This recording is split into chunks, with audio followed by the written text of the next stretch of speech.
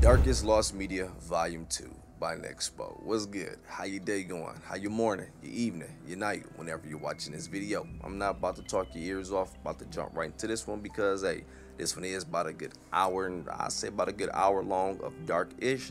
So hopefully you got your snacks if it's gonna make you that much more comfortable. But hey, if you want to check out the original video, the link will be in the description below. But let's go.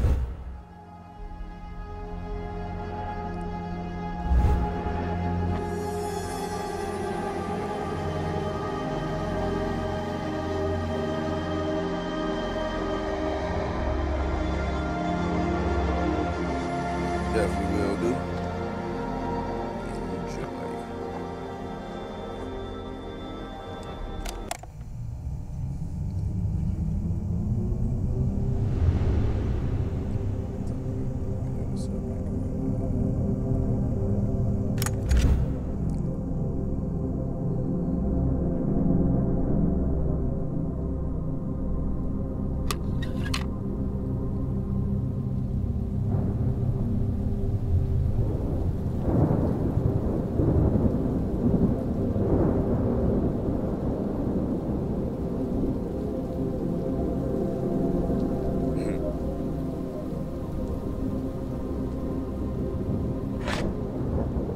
Hey, that's dope.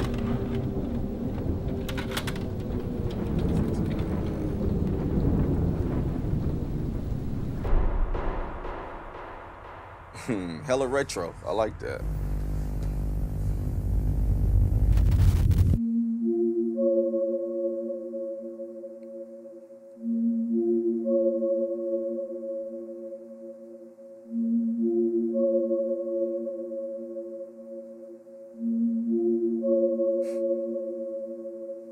There's something about lost media that's so incredibly unsettling. The idea of a piece of recorded history being effectively lost to time, cementing even the most mundane footage, TV shows, and even video games into the realm of mystery. It seems that each and every day, new relics of decades past are being remembered, spreading like wildfire to all the others who also vaguely remember it too. A year ago, I brought you through 5 of the darkest pieces of lost media that I could find. However, it was but a drop in the ocean of what's actually out there. There are hundreds, thousands of disturbing pieces of forgotten media, all with their own stories, their own significance, and their own intricate details that cement them as some of the darkest in existence. Tonight, you and I are diving back in. This is the darkest lost.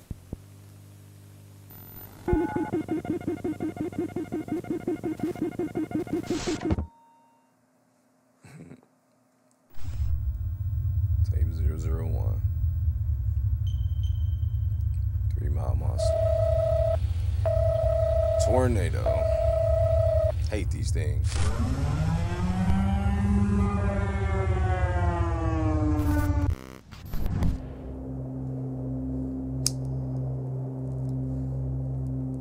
It's the 31st of May 2013, and the town of El Reno, Oklahoma is silent. It's a Friday like any other, except for a small problem.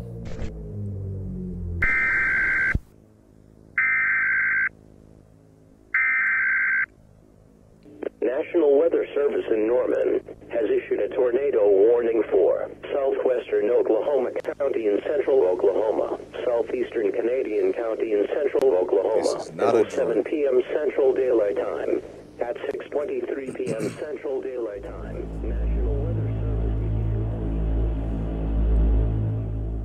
As the early evening approaches, alerts ring in about a potential multiple vortex tornado that may touch down in the area. It's something meteorologists haven't seen before. It's unprecedented. It's different. At 6:03 p.m., an EF3 monster touches down around 8 miles southeast of El Reno, Oklahoma. Rapidly, it swells in size, becoming more violent by the minute. It mostly remains over open fields, a good thing for the neighboring towns and cities. However, for those with a passion for chasing supercells like this, the outcome was far more disastrous.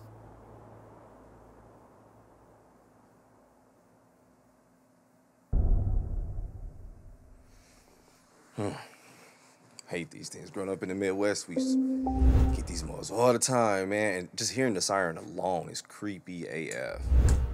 I like this loading. It's like a game. That's hella dope.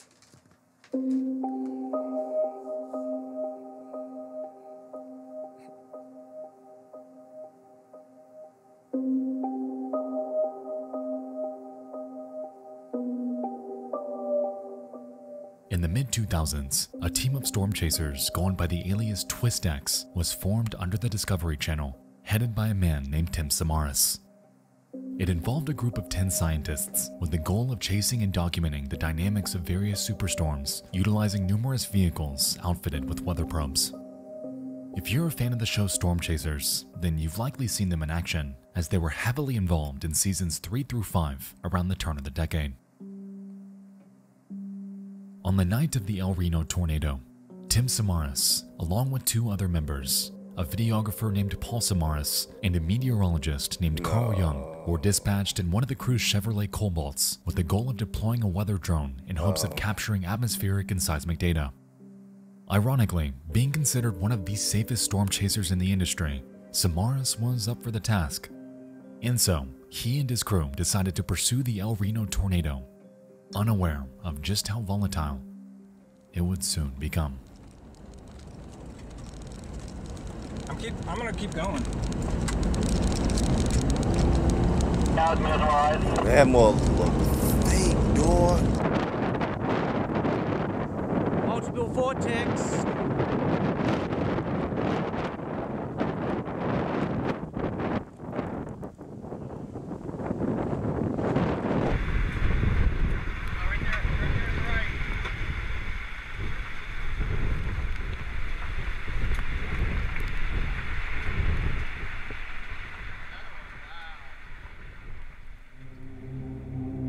Boy, nature can be scary, man.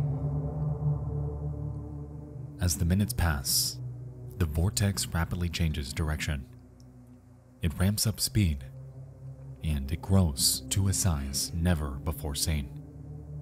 At its widest, it attains a diameter of 2.6 miles, cementing it as the single largest tornado by surface area. So it's gonna get up to ever 3 then, recorded. huh? 3 mile monster. Regardless, the TwistX team approaches it with their 6 miles, cementing it as the single largest tornado by surface area ever recorded. Regardless, the TwistX team approaches it with their plan of deploying that weather drone before getting out of there as fast as possible.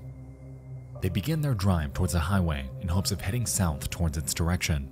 However, to their surprise, the tornado rapidly and unexpectedly turns straight towards them. Damn. In the following minutes, they do everything they can to turn around, to get away from this beast of nature. However, before they know it, the storm overtakes them, leaving the 3 men helpless inside.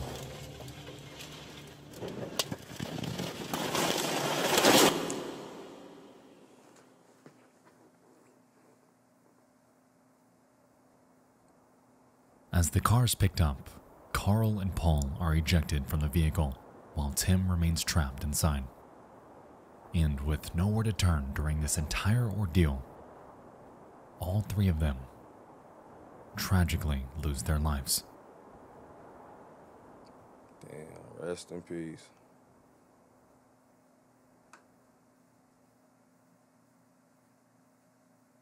RFD has wrapped 360 degrees around it. While others ran away, Amazing sight. Tim Samaras ran towards. It's just totally unbelievable what's happened because it should never have happened to Tim. Longtime friend 2 days later, and half a mile away, the bodies of Paul and Carl are found, and not far from them, their vehicle Yo, that look like a with Tim car still accident. inside. Damn. Yo, that look like a damn car vehicle. accident, dog. With Tim still inside. After a search, authorities find their belongings spread throughout a nearby creek bed, one of which being a camera belonging to Carl. Remarkably, it was still in working condition, and recorded onto it were the final moments of everyone in that vehicle. To this day, only a very select handful of people have been given access to this video, one of which being the crew's close friend named Gabe Garfield. Since the incident, he's gone on record to state that while viewing it, he could hear Carl describe how, quote, eerily calm the air became around them in the moments prior to their death. Immediately after, Tim Samaras retorts, "Actually, I think we're in a bad spot." Before his final words, "We're going to die," echo over and over through their radio. As far as it's known, this footage has never been released publicly, nor are there any plans to. Interestingly though, on YouTube, we're able to find a second-hand view of the TwistX team in the moments before the incident. Though, as they continue down their path, they're unknowingly heading right into this 3-mile monster. 81's coming up on the right.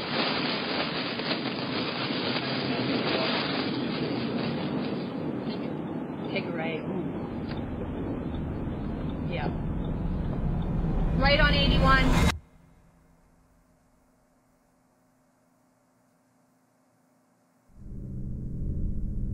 This vehicle headed down Rooter Road contains the TwistX teams in the moments before the incident.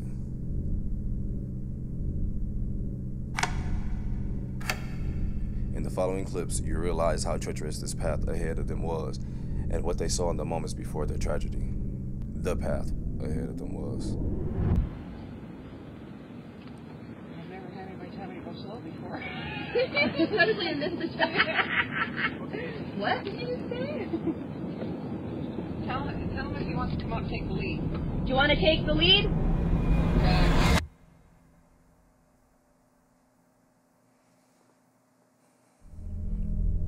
What you're viewing is the left edge of the El Reno tornado. Man, this is wild, dog. My bad, I'm like over focused. I told you, because I hate these things, man. We used to always have to hide in the basement when you hear them. And legit, that it's people out there who do chase them. I've been knowing about this since a jit, dude. Everybody's been doing this. Hey, it's their passion. But man, it's just scary as hell to see it was cut off at where it was cut off. Looked like they were dead smack in the middle of this tornado, man. And it was one of them, I forgot which one, my bad, just came to accept, like, yeah, we're going to. Yeah, nature is dark to me, man. These are the ones that be scaring me, dog.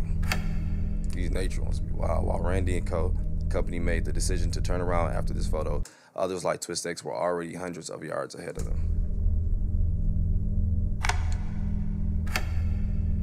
In the following minutes, Tim, Paul, and Carl would tragically lose their lives. Rest in peace.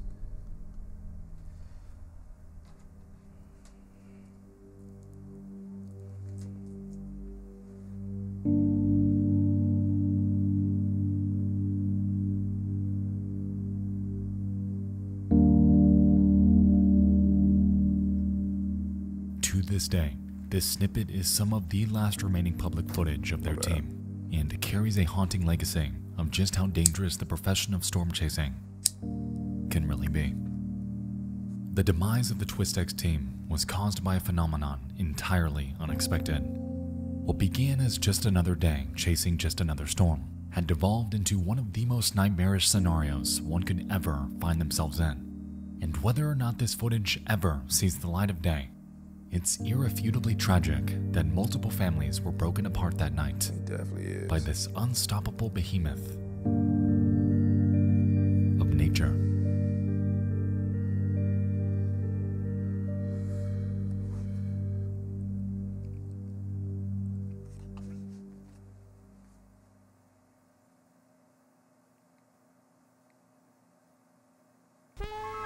Man. Darkest Lost. We'll be right back. I fucking love this intermissions, the segues, whatever you call them, the transitions, the intro. I love this, dude. It's so damn nostalgic. Love it. I used to watch Muppet Babies, dog, and it used to look like this. I remember. Hold up. Yeah, my girl said it is a cat stuck in her damn undercarriage in her car. Hold up real quick. My bad. I had a phone call, doggy bone. Had some hoes. You wouldn't know nothing about the stop playing. I'm gonna leave all the links in the description below. Tape 002.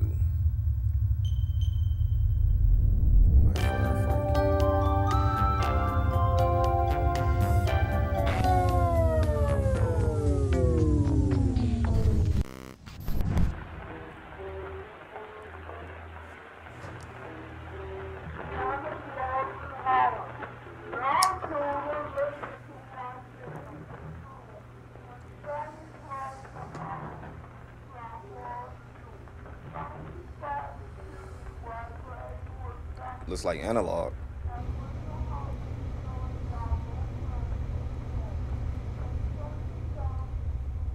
On the evening of March 9th, 2001, in the small village of Rottenburg, Germany, a man lies deceased in a bathtub. He's been here for 3 hours and is lying in a pool of his own blood. His reproductive organs are gone. His throat is wide open, and needless to say, this scene is absolutely revolting.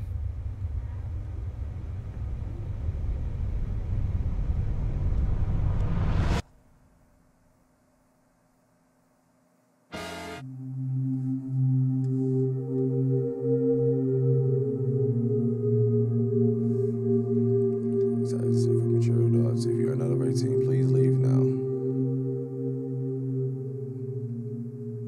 Appealing to some of the most depraved types of people out there were a myriad of websites centering on very specific fetishes and interests, and the one that rose to mainstream prominence during the early 2000s was named none other than Cannibal Cafe. It appealed to, well, cannibals, those who legitimately desired to consume other human beings, and what festered here was a cesspool of and vorophilia that went unchecked for years. Of course, the website staunchly claims that everything posted here is all fantasy. But is it really? In early 2001, a man going by nothing more than Frankie makes numerous posts to the Cannibal Cafe. He's searching for what he calls a young slaughter boy and has a peculiar request. I'm searching for a young boy between 18 and 25 years old. If you have a normal body, I'll butcher you and eat your flesh. It was a disturbingly simple, to-the-point inquiry, and this post sat here, floating in the vast ocean that is the internet, for days. Is this me? The fuck? Hold on, let me go.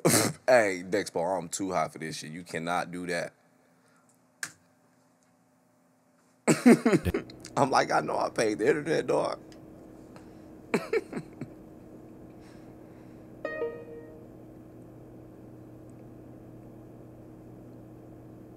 As Frankie's post garnered slivers of attention, willing volunteers trickled in. I was about to say, we've seen stories like this. People will respond, like, yeah, I will volunteer to do it, eh? Post garnered slivers of attention, willing volunteers trickled in. When it really came down to it, though, all of them ended up backing out. But yeah, there was one. That one, doggy. Yeah, I do know this. Didn't. Okay, I do remember now. A computer engineer named Bernd Brandis expresses to Frankie that he has a very specific fetish.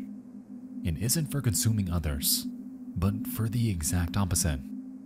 He wants to be consumed, and he wants Frankie to be the one to do it to him. Over the next few days, the two exchange contact information by email, and it's here where Brandis learns that the name Frankie is nothing but an alias.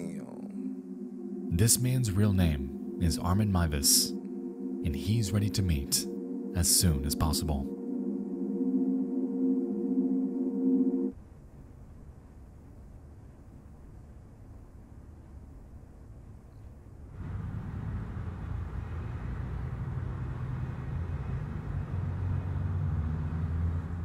It's the night of March 9th, and Brandis is on his way to Armin's home. It's unclear what exactly is on his mind, and if he even knows what's coming.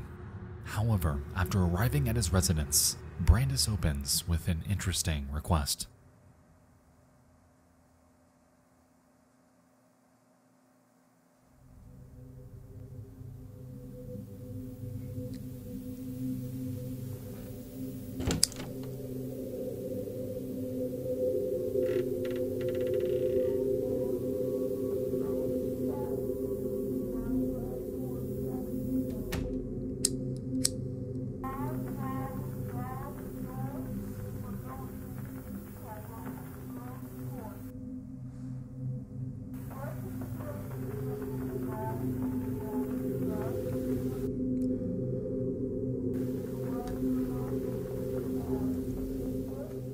He wants to have his reproductive appendage bit off and eaten. And so, complying, Mivus gives his wish a try, however is unsuccessful due to its chewiness. Resultingly, he cuts it off and throws it in a frying pan with various marinades and seasonings. However, after all of his effort, ends up burning it to the point where it's entirely inedible.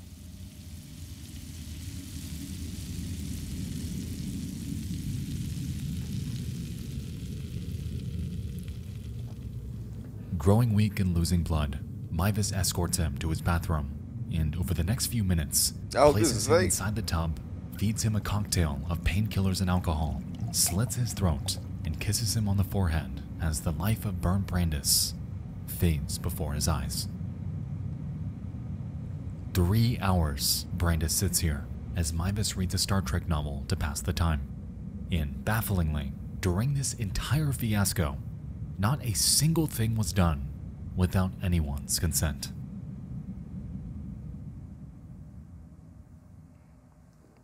I mean, I hope that part was a reenactment, you know what I meant, though, but...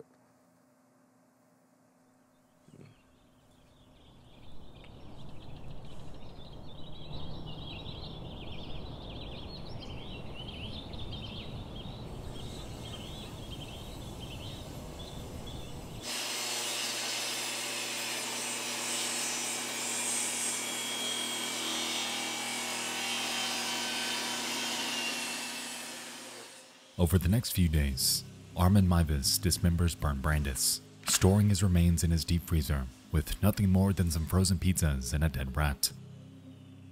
Meanwhile, every single thing he's doing and has done to him is being filmed by a camera he's had on hand the entire time.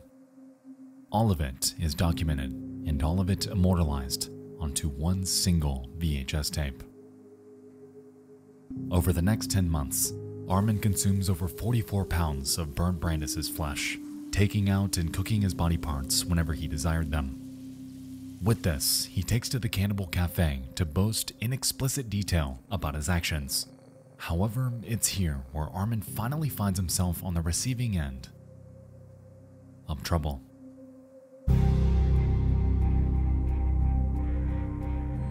By December of 2002, another member of the Cannibal Cafe reports numerous, explicitly detailed posts by Frankie to authorities, prompting a raid of his home. There, police discover numerous body parts in a single 4-hour videotape depicting the murder and dismemberment of Bernd Brandis. Because of their discovery, Armin Mivus was immediately apprehended. However, his charges were some that authorities had no specific laws on prosecuting. Bernd Brandis, throughout this entire ordeal, was willing, which only brought considerable confusion and media attention to this case. Nevertheless, Armin Mivus ended up with a conviction of murder and claimed that he'd done it out of sexual gratification. Today, he remains incarcerated in Frankfurt, Germany, and will, for the rest of his life, remain behind bars.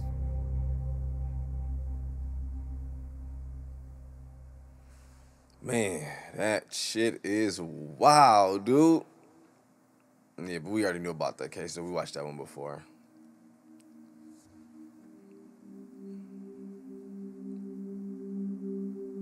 The tape that Armin filmed during his night with Bernd Brandis has never seen the light of day outside the courtroom during his trial. Good. Considered to be too gruesome to show to the general public, the world is left to speculate on its contents, filling in the blanks from the official story given during his testimony. To be honest, I don't quite know how to feel about this entire dilemma, exactly as what you Brandis wanted all of this. He wasn't murdered against his will, but he was still murdered. Nevertheless, Armin Meiwes is a depraved man, a man who created a situation that never should have happened. And because of his actions on that fateful night, one of the darkest lost media cases out there, needlessly, was born.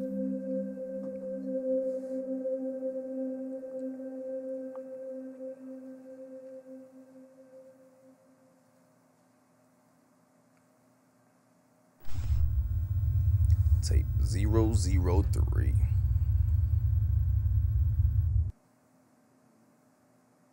Nexpo, stop playing so damn much. Okay, it's more. Man, chill.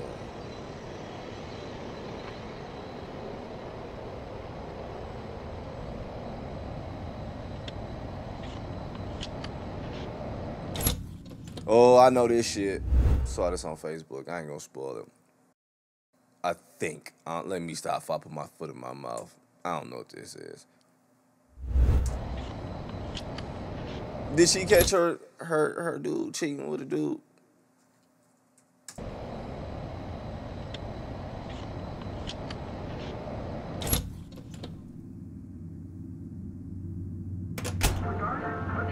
Okay, never mind.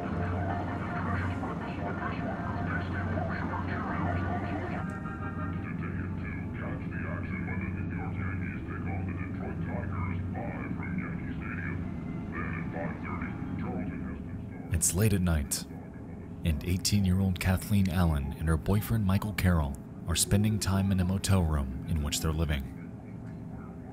Okay, never mind. On this day, nothing is awry, and to some could even be considered painstakingly ordinary.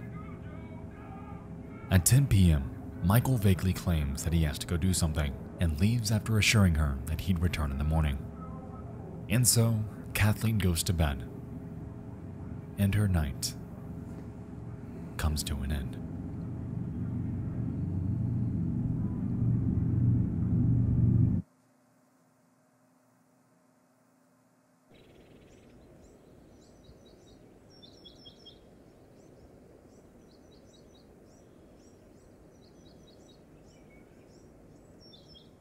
It's morning, and Michael Carroll is nowhere to be found. Regardless, Kathleen doesn't think too much of it and goes about her life and work as usual. 3 days later, while at work, however, she receives a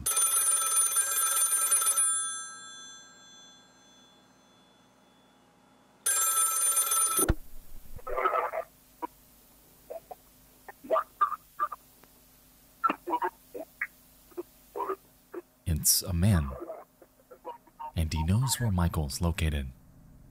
He claims that he was involved in a shooting and wouldn't be coming home. Shocked, Kathleen informs her boss that she needs to leave, and given the circumstances, she's given permission to do so. A few moments later, she's seen running out into the parking lot, where a bearded man approaches her. The two reportedly engage in conversation before she ends up jumping in his car. Soon after, the man the parking lot, where a bearded man approaches her. The two reportedly engage in conversation before she ends up jumping in his car. Soon after, the man joins her in the vehicle, and it speeds off, never to be seen again.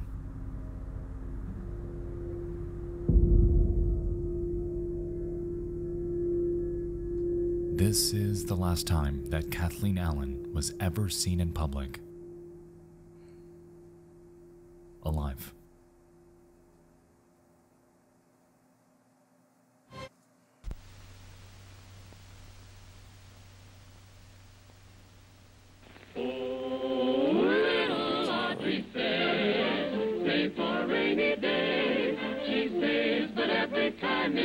She spends what she puts away.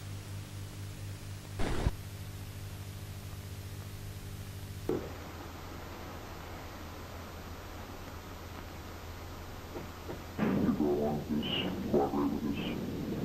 We'll be as nice as we can to you within the limits of keeping you busy. If you don't go along with this, we'll probably take you into bed, tie you down, shoot you in the head.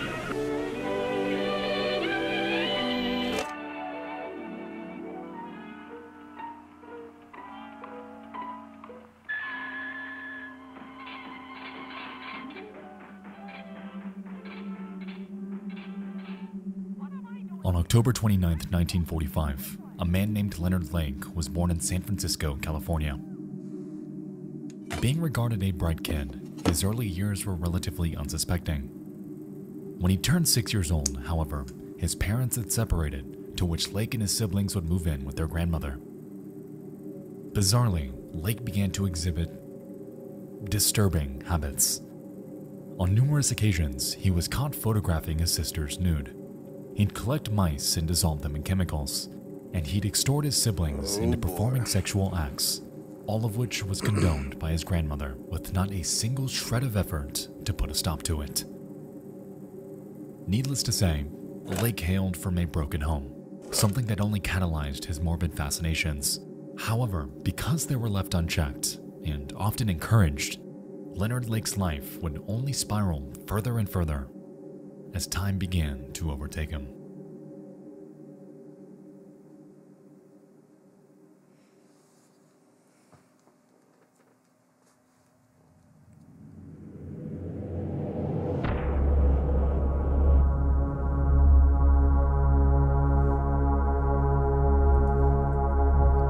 Nuclear explosions explained.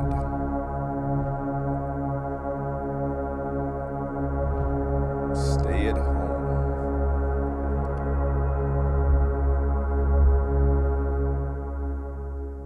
By the turn of the 80s and throughout adulthood, Leonard Lake became heavily invested in survivalism, a movement focused on preparing for severe emergencies. Notably, Lake had an undying fear of a nuclear holocaust, and on numerous occasions attempted to build safety bunkers at his residences, to varying success. In 1981, he put out an advertisement for a survivalist partner in a war game magazine in hopes of meeting someone to live with him for honestly, God knows why. The reason this is important is because this single page, this one advertisement, had led Lake to meet one of the most vile people in existence, exacerbating Lake's pre-existing morbid fantasies and leading to his status as one of the most disgusting and disturbing monsters ever to exist.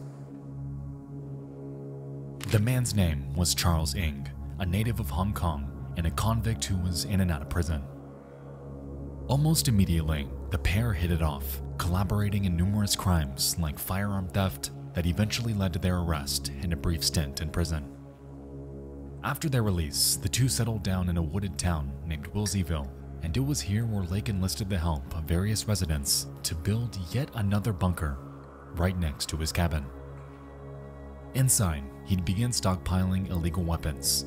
However, alongside them was something that didn't exactly belong. It was equipment to record video.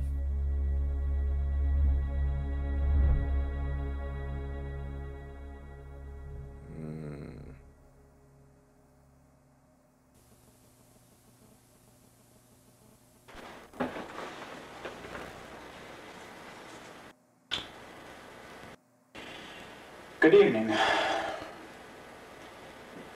It's a Sunday in October, 22nd, 23rd, something like that. Very close to my 38th birthday. And I'm starting this tape without script or without any real organization of what I want to say. This tape, what you're hearing now, is going to be the lead-in of the various phases of construction of a building, which hopefully will be the first of a series of underground buildings.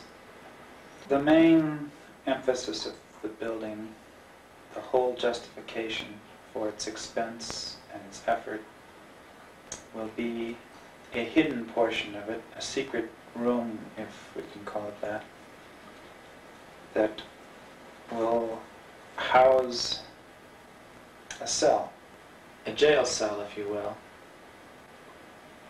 And the purpose of that cell, and the main purpose, hence, of the building, will be the imprisonment of a young lady who probably at this moment is unknown to me.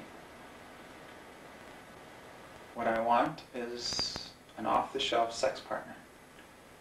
I want to be able to use a woman whenever and however I want.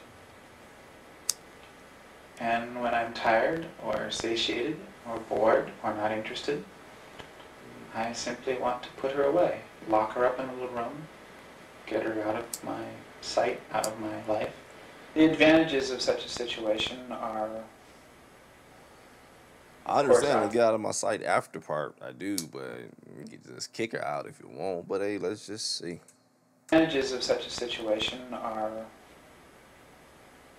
of course, obvious and even beyond sexual. Sight out of my life. The advantages of such a situation are, of course, obvious and even beyond sexual. Such a woman, totally enslaved, would be useful for the mundane chores that I have to do, but I'm not particularly interested in doing. Clean house, washing dishes, etc. Slave, there's no way around it. Primarily a sexual slave, but nonetheless a physical slave as well. It's Horror Copy for Monday, February 15th. Hi, I'm Kyle Kraska. It's being called the creepiest crime scene in America. A remote cabin where cops say some of the most gruesome serial killings in California history took place. Well, now Ed Miller's giving you an exclusive and very disturbing look inside this house of horrors. First, they were kidnapped, then robbed, raped, and killed. 12 innocent victims, 3 women, 7 men, 2 babies. They said they were all killed by... The real reason for his bunker wasn't solely for survivalism. That was merely a piece of it. You see, Lake and Ing had this morbid obsession with capturing. Lake claimed that he needed them to serve him after the impending nuclear holocaust, and frequently went on record to demean the existence of women entirely. And so, for years, Lake and Ing would capture, torture, inside this bunker, all the while documenting it on his myriad of VHS cameras installed inside each room. The woman we saw at the beginning of this segment wasn't just someone random, because it was Kathleen Allen. The woman who left her job because of the news of her boyfriend's death. The woman who entered the car of a stranger and was never seen again. The woman who fell right into the grasp of Leonard Lake. While the pair's main target were women, they wouldn't hold back on abducting their relatives. Often, the pair would coerce men into coming out to their bunker in hopes of work, before they'd rob them, strangle them, and steal their identities. Thereafter, they'd manipulate their families into coming to their property, much like they did with Kathleen, to which they'd lock them up in Lake's dungeon and leave them with an ultimatum. They can either serve Lake and Ing unapologetically, obeying their every command without hesitance, or they could be killed. No matter which option they chose, though, the outcome was all the same. Their lives would be brutally torn from them, with not a single soul around to help. Man. Now this one got dark as hell.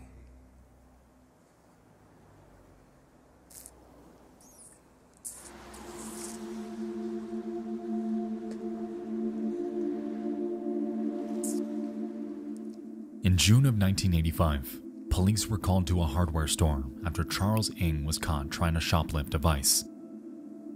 After catching wind of the situation, Lake rushed there himself in hopes of paying for it.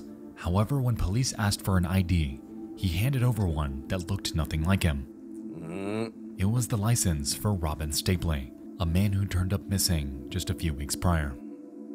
What do you Following know? this, both Ing and Lake were arrested, However, just 4 days later, and while in custody, Leonard Lake would swallow cyanide pills, effectively ending his own life. Upon searching Lake's property, authorities discovered multiple vehicles belonging to their numerous victims, along with a makeshift burial site near their compound. Inside of it, they unearthed 40 pounds of crushed human bone fragments coming from what they believed to be the remains of at least 11 bodies. Inside the bunker, they find a treasure map leading to 2 buckets containing various IDs and personal belongings, and a myriad of VHS tapes depicting the torture and murder of their victims. To say that their discovery was grim is a criminal understatement, as the breadth of their crimes simply cannot be summarized in writing. The scene? Surreal. And the content on those VHS tapes? Oh shit. Indescribably worse. Today, Charles Ng is still alive, serving his life sentence in the San Quentin State Prison. Given his court verdict, being 12 counts of first-degree murder, it's undeniable that this man will never again see the light of day. The crimes that he and Leonard Lake committed are some of the worst in history, and the fact that they videotaped it adds that extra layer of repulsion. To this day, the tapes filmed by Charles Ng and Leonard Lake are sealed away, with no plans to ever be released. However, considering the content presumed to be on them, it's safe to say that some things are better off lost. Indefinitely.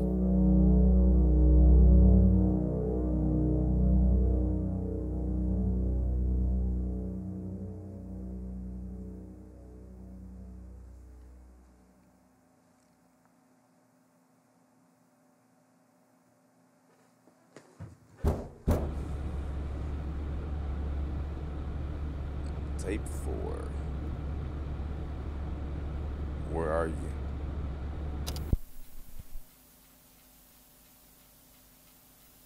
Around 1995, I was about 15. I used to stay up late in my room listening to the radio on a boombox with an integrated tape recorder. One night I came across this. I don't think this was the beginning of the podcast. I caught a lot of it. Right at the end, an announcer says that the station I was tuned to was WKCR 89.9, New York. There were a bunch of names and dates in there, but I've never run into anything else like this.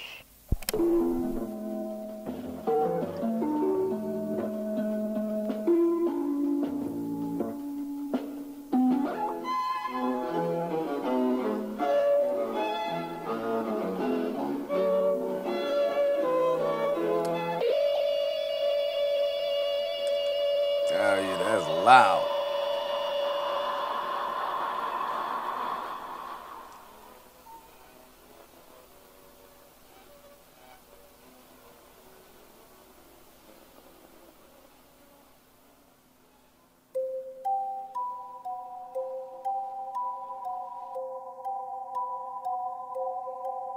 Ooh, Pokemon.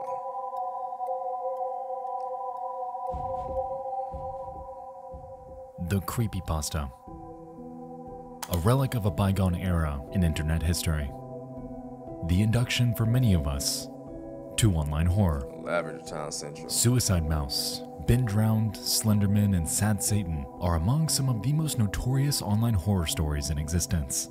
However, to this day, one refuses to die.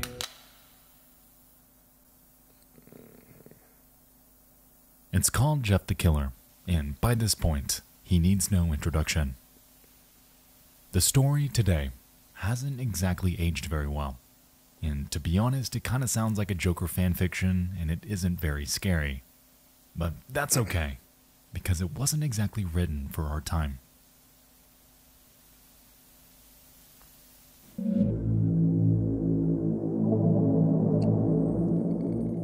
Now, Jeff the Killer's certainly a tale that's past its time, yet it stands as somewhat of a cornerstone of online history. Contrary to all the effort put into the story, however, it's safe to say that the uncanniness of the image accompanying it was the major catalyst for its popularity online. All across the early 2010s, the image was shared like wildfire, though what most were unaware of was that it had coincidentally found itself caught in a web of both controversy and enduring mystery. And it was all based around one simple question. I used to freaking, I know I'm gonna show my age here, but I used to see it on MySpace all the damn time. I just recently actually learned about it. It was about a year or so ago when we watched something on the channel, blah, if I can English. Yeah, but we just recently watched something on it, so I learned about it. But yeah, man, I just remember seeing that picture every damn where. Like, yo, this damn thing is creepy. Let me go back a bit. And it was all based around one simple question.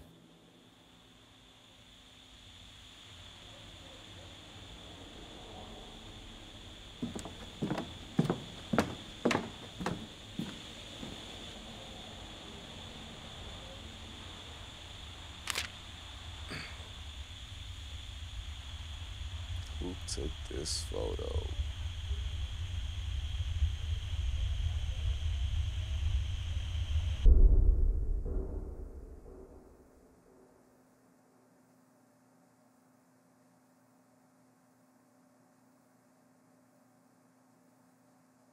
I'm like hella jealous of it. I want to steal that idea.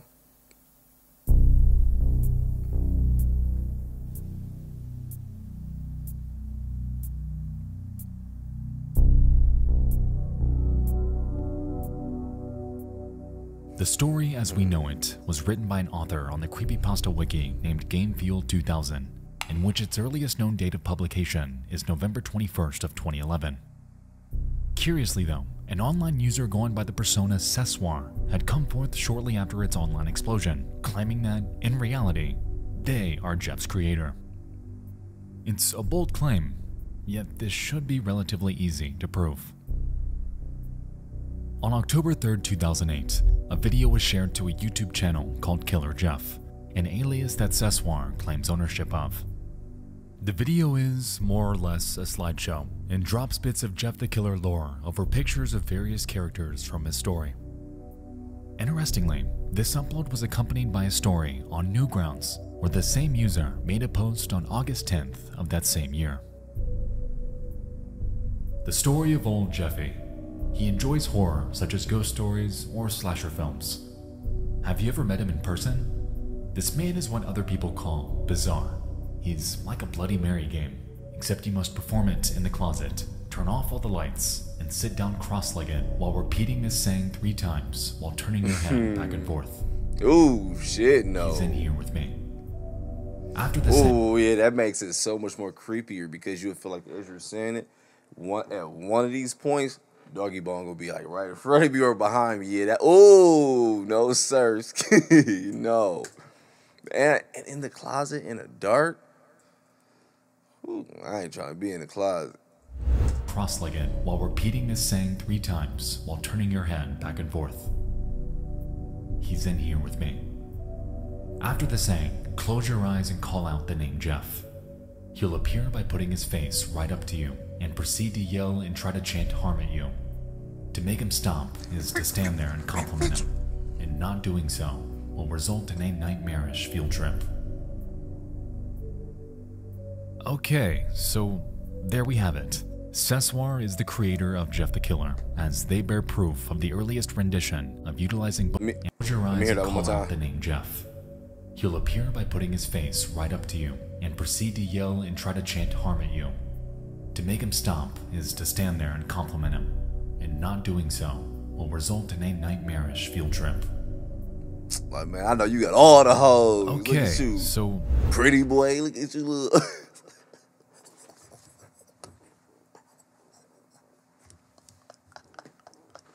Where the hoes at? I mean, you know, man. Nigga ain't got no hoes. Field trip. Alright, stop playing.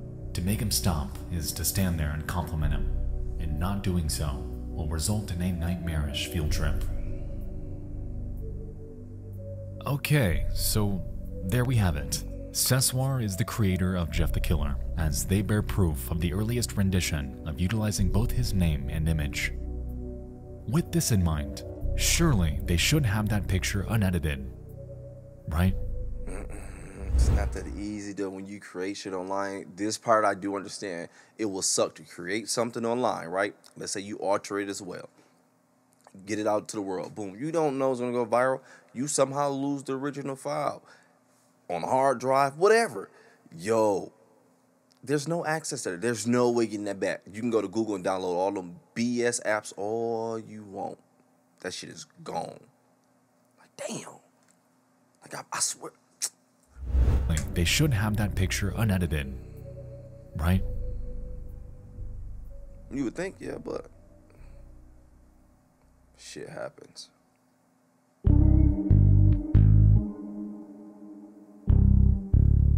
I thought some G Perico was about to come on. In December of 2015, fellow creator Scare Theater got in contact with Sessoir. He asked them a plethora of questions, like, what inspired you? Why do you call him Jeff? And did you ever expect him to become so well known? All granting thought-provoking insight into the creator of this online behemoth. Interestingly though, in one of them, Scare Theater presses Sessoir about the origins of the Jeff image, to which they respond, stating, the picture was made using a white latex mask and some big plastic eyes, with red rubber substance that simulated blinking. There was also a black ring around the eyes that were on, covering the exposed red eyelid. After it was made, 2 or 3 photos were taken and posted, and the rest is history. Well, just like that, mystery solved. Sessoir crafted something that scared millions online, and did it with none other than a link. Yes, I was paying attention. Let me go back real quick. Mixed mask and some big plastic eyes, with red rubber substance that simulated blinking. There was also a black ring around the eyes that were on, covering the exposed red eyelid. After it was made, 2 or 3 photos were taken and posted, and the rest is history. Well, just like that, mystery solved. Sessoir crafted something that scared millions online, and did it with none other than a latex mask and some fake eyes. So, good on them.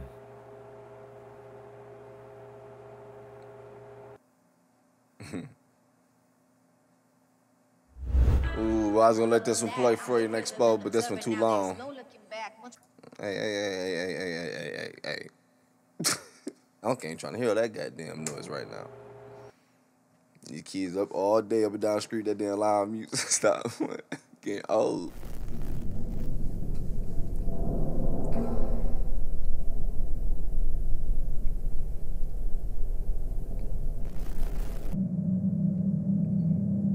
Hey man, how long is this shit? I don't mean like that. I be getting too comfortable behind this mic. You know, no disrespect to the video. I'm just saying, like, for real. You know how people talk when they ain't no camera on them. Stop playing. I'm enjoying the video, but damn, nigga. Hey, we might have to part 2 this mug.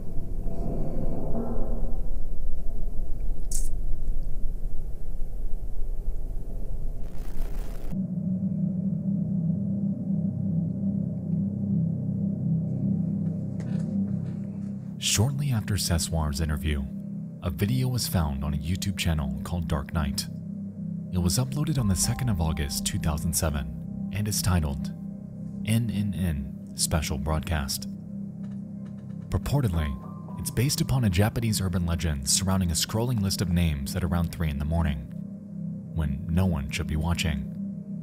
The list is said to be accompanied by horrific imagery and bizarre sounds, before, at the very end, it states that these names are tomorrow's sacrifice. It's definitely some Local 58 stuff if I've ever seen it. That's what I was thinking too. But that notion isn't the reason we're here tonight.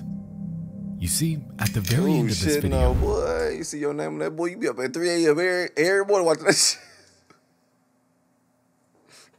Niggas gonna be, hey bro, I saw your name on that shit. Stop playing so much. Cause I'm so telling my niggas that. Nigga, I just... Hey, wake up. Niggas be playing too much, It's definitely dog. some Local 58 stuff if I've ever seen it. But that notion isn't the reason we're here tonight. You see, at the very end of this video, Dark Knight sneaks in a small surprise, turning everything we thought we knew about Jeff the Killer on its head.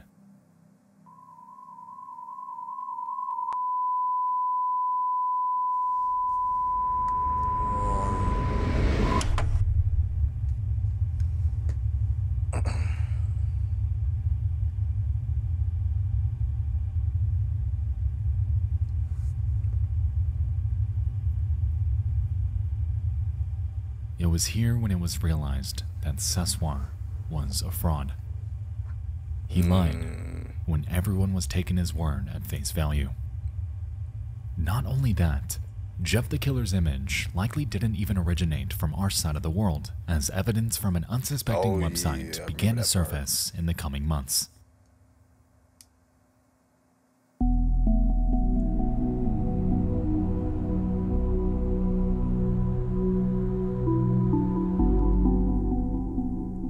Where did this image come from, and what did the original version even look like? If Jeff the Killer were hidden within this video, unknown to the entire world, just sitting here since 2007, waiting to be found, there was bound to be more about him out there. By 2018, investigators made their way to a now defunct Japanese message board named pia.cc. It's your run-of-the-mill website containing blog posts and online discussion. However, way back in 2005, hidden away inside an otherwise innocuous and highly obscure post, again, was him.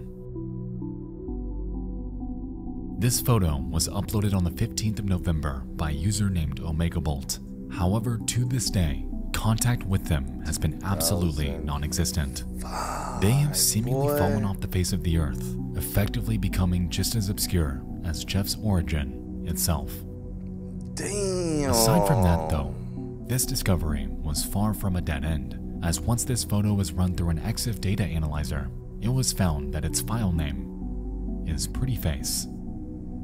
Interesting, considering that just a few weeks later,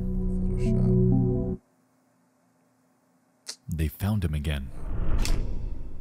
Oh shit. For the very first time. White powder. For the very first time, an alternate, less modified version of Jeff the Killer was uncovered, named White Powder 2. It was uploaded by a user named Mr. Mulholland, and in their version, were able to make out minute details that were otherwise shrouded by Photoshop. The mouth is no longer distorted. The facial accents, gone, and the previously foreboding eyes are replaced by an alternative. Contrary to Omega Bolt though, Mr. Mulholland was actually tracked down and contacted via Twitter. There they claimed that they saw the image before it was edited and believed that it, to their memory, came from an online video of an Asian woman inside her home. Purportedly, her face was extremely pale, and lightly edited screen caps of her were passed around Japanese message boards as surprise images in the mid-2000s.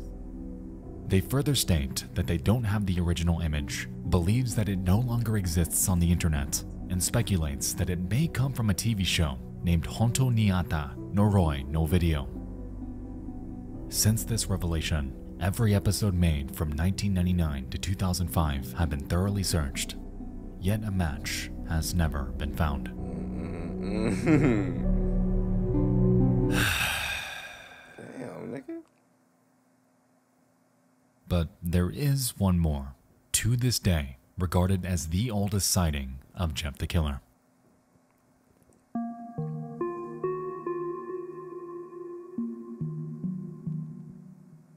On the homepage of a website named fileman.n1e.jp. Hey, what this thing on Black Planet, dog? You can check. It's hella old ancient sites out there. This boy everywhere.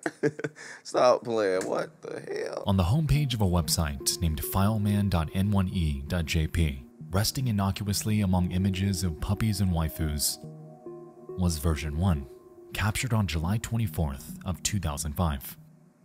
The only clues that accompany this are the caption, "Fear of a Summer Night," and once clicked, a descriptor claims this photo is, quote, a celebrity before plastic surgery. Aside from this, no further context is given. To be honest, we could do this all day, because since the hunt began, there have been hundreds of sightings of Jeff the Killer online, all predating Sessoir's original story. Over the years, there have been quite a handful of original image contenders that have gained considerable traction. Yo, this is wild now, dog, because that means, at least from what I'm thinking, it feels like that this person either just, or someone just made this image and it just so happened to spread like wildfire, became popular, now everybody want to own it.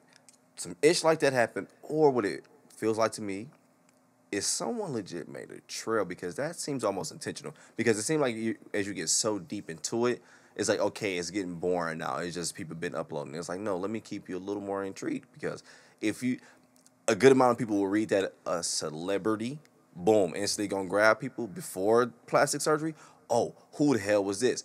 Nigga, I was thinking MJ, but I don't know though. And then the file is corrupted as well. I'm like, yo, this seems like someone is, this is getting creepier to me, dog, the Jeff the Killer one. Because at first I just feel how it's fake, whatever. They can't track it. But I'm like, it could be fake, but I feel like it leads to something, or starts at something. I don't know, man. I don't know. You can say what you want. I don't care anyway. There have been quite a handful of original image contenders that have gained considerable traction, most notably with the widespread hoax involving a woman who doesn't even exist.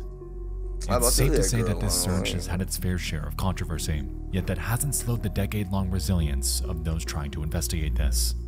This is one of the longest-running internet mysteries of all time, and if I'm being honest, it may never find a resolution. Other versions of Jeff are discovered, yet they bear more edits than version 1. Rumors circulate about it being a photo in a set of 3, yet no proof has ever surfaced. And almost daily, those with too much free time are creating their own version of the original image, and are touting it as the real thing. Sometimes the existence of an enduring mystery brings life enduring fascination. There's something hauntingly captivating about topics that seem unsolvable, especially in the modern day. In a perfect world, the existence of the internet should mark the death of all things mysterious, as at a moment's notice, every action taking place on this earth theoretically should have some sort of readily accessible answer. I'm glad that's not the case though, as Jeff the Killer has given the modern internet just that small hint of mystifying intrigue. And it's based around a question so simple. It's quite literally the product of someone who knows someone who knows someone who took this photo, yet they, to this day, have never come forward. Maybe it's a language barrier. Perhaps they've passed away. Maybe they live under a rock and have absolutely no idea that the simple picture they took on a random day pre-2005 is now subject to one of the largest internet hunts in recent history. Regardless of where this person is, Jeff the Killer in some capacity has stood the test of time, and whether his identity is ever actually found, he will forever remain embedded within online conversation, always regarded an enigmatic paradox, effectively immortalized as one of the most recognizable yet completely unknown internet urban legends ever to exist. That's crazy, man.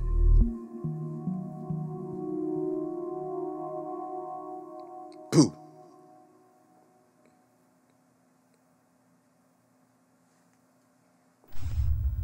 Tell you like, nigga, this was long, my boy. Hold on, yeah, I'm gonna have to turn this shit off a little bit. I'm hungry.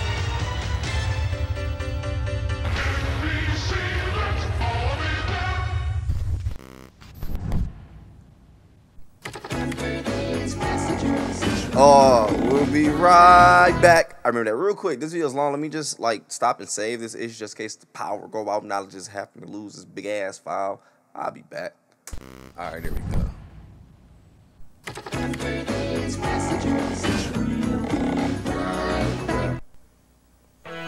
You know Microsoft, why not use your connections?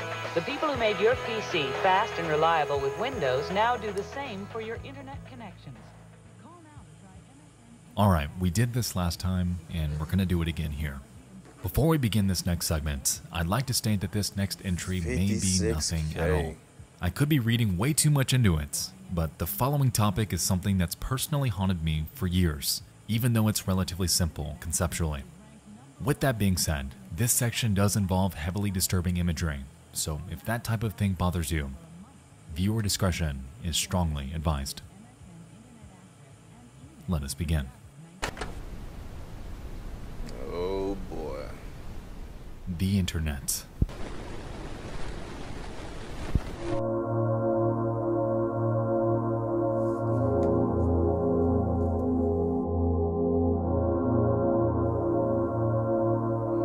RuneScape? I think. A frontier that found mainstream popularity at the turn of the millennium. A seemingly endless repository of history, culture, and conversation.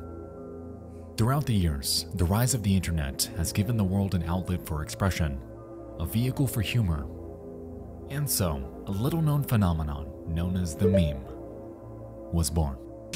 This is not the best way to eat a cupcake. I just found this out. You take the bottom part, put it on top. You don't get messy. It's so much better. And that shirt is dope.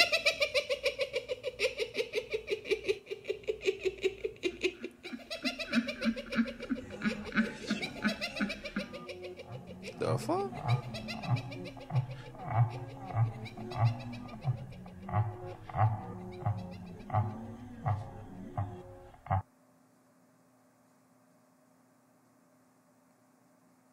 I'm going to dive into their cultural significance, as I'm pretty sure you're all aware of what they are. The reason I bring them up tonight, however, is because there's one out there that has stood out to me ever since I first heard about it on Reddit 2.5 years ago. Remember when people, or maybe it was just me, used to call them a Mimi? I used to call them that when I first found them. Probably was just me. Stood out to me ever since I first heard about it on Reddit 2.5 years ago. Now, before we continue, I want you to know that I've gone back and forth on covering this topic for years now. I've scripted this out, then scrapped it, then thrown in an iceberg I wrote, then trashed it. I don't quite know where or how this fits on my channel, if you catch my drift. But it is creepy.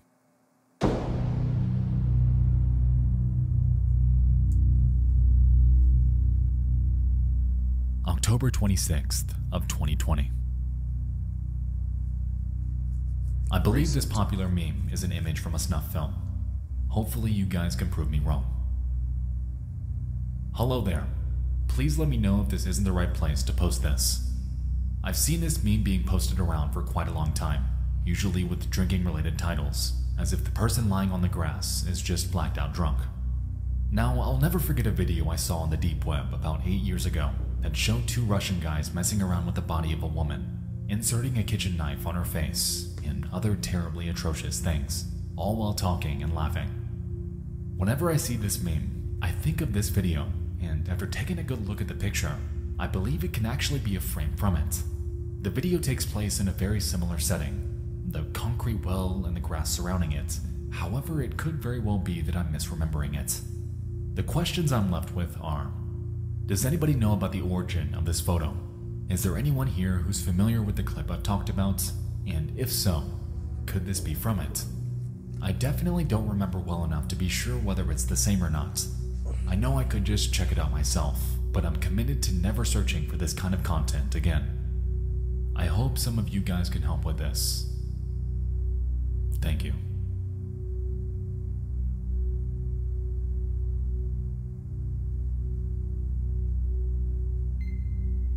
Shout out to the days when you said you were at a sleepover, but you were actually dying in a field from alcohol poisoning. This is the image.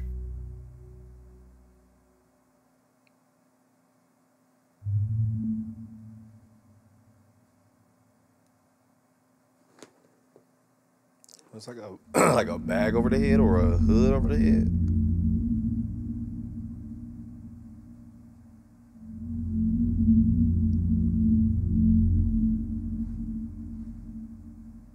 A year ago, I discussed a similar mystery in a segment about Corey Feldman, and within the very same day my video went public, you guys were able to dig up its source. Because of this, I've decided to quit sitting on this one, because this one photo has legitimately bothered me from the first moment I saw it. As we can see, we have what appears to be a person with white hair lying face down in a field of tall grass. They're draped in a large long-sleeve shirt, dark blue jeans, and boots. Their body lies in a fashion that appears limp, and this entire image is engulfed in VHS degradation, implying that it came from some sort of old video. To their left appears to be a concrete pad, and on top of it seems to be some sort of metallic object. Aside from this, there are no further identifying features in this photo. No age range, no location, no reference for height, not even confirmation that this person is alive. At all. Reverse searching this meme brings up a whole lot of nothing, besides the fact that the earliest archived version of it came from a Blogspot post in 2016. It also seemed to be copied from another source, as compression artifacts are present, even on this image from nearly a decade ago. Reverse searching the photo itself gives us more of the same. However, upon pivoting to Yandex, I did discover an interesting trend.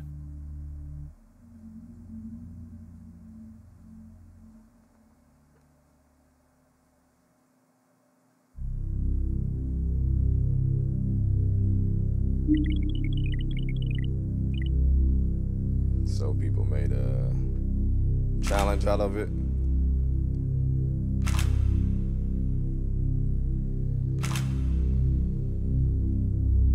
Looking for the hoes. There's a myriad of images of people lying in a field, appearing limp, much like the photo we're investigating, though they're all labeled with captions that appear mostly innocent. Russian youth having fun. This guy's tired of the sun. Hero risks his life to save a dog. What have you. But where things really get funky is when we look at this one, in which we can see a body lying in a very similar manner as ours.